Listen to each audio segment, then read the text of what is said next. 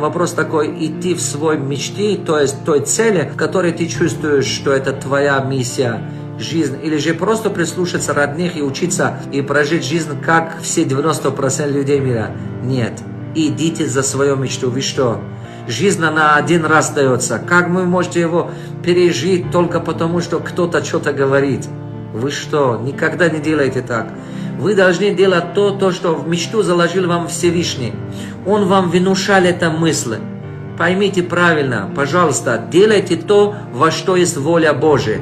Делайте то, во что Всевышний вложил вам, талант и так далее. Тогда вы далеко пойдете. Вы очень далеко пойдете, иншаллах. Поэтому не передайте свою судьбу, иначе вы себя не простите.